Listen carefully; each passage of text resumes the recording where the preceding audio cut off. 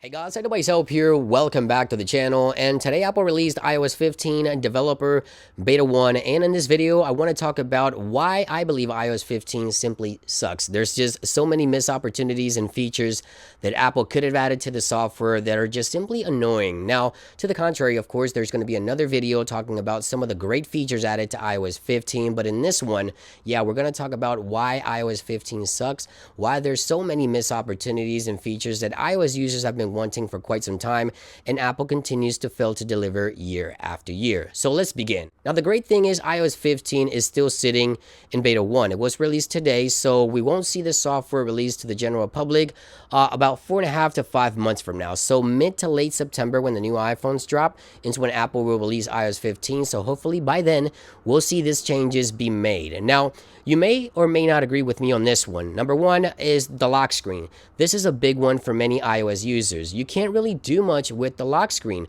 All you have is the time and the date and these two shortcuts at the bottom that you have to use them whether you like to or not. So number one, allow users to customize these shortcuts here. So if you don't want to use the flash, you should be able to change it to wherever you want. And the camera extension, if you don't want the camera extension, it would be nice to change that to whatever you want. Number one. Number two, why doesn't Apple at least add the weather to the lock screen? The weather is essential. You tap and wake your device in the morning, look at the weather, you're leaving work, you want to glance at the weather.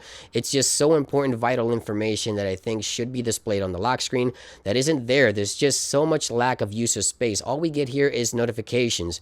That's it. It would be nice to have maybe your calendar, your agenda, your to-do list, your weather, maybe even a widget on the lock screen of your iPhone. I think it makes a ton of sense. So there's so much missed opportunity, and this is why I believe the lock screen of iOS 15 definitely sucks. Another thing I want to talk about, it's AirPods. Now, with iOS 15, Apple has added an incredible amount of features to AirPods, from spatial audio to Dolby Atmos and spatial audio for FaceTime. Now, we also have separation alerts. So if you're leaving your house and your AirPods at the house, it lets you know that you left them behind so you can go back and grab them. Conversation Boost is such an amazing feature coming to the AirPods.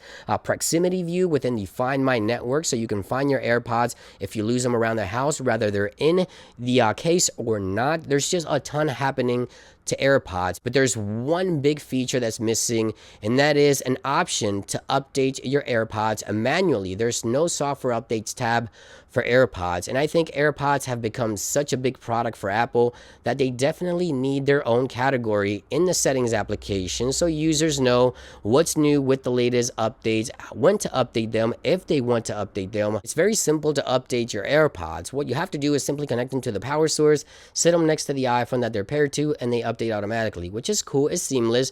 But many users are always asking every time there's a new software update, how do I update my AirPods? Number one. Number two, what's new with the latest software update? So I think Apple should definitely add an updates tab for AirPods within iOS 15. I think it's a must at this point for AirPods. It's such an amazing part of Apple's ecosystem that I think it should definitely be there. Now, the next thing that I was a bit sad and annoyed at the same time that I did not see with iOS 15 was interactive widgets. Now, Apple did add a handful of widget options. So we have sleep tracking, game center, email, Apple Store or App Store there. We also have Find My and different variants for the calendar and the clocks, but there's no interactive widgets at all. So for example, if you're listening to music, it would be nice to have music controls directly on the music widget. Fast forward, go backwards a track, and so forth, maybe even scrubbing through the songs. There's no interaction with widgets. They just simply sit there, and I think Apple has such a missed opportunity with widgets this year.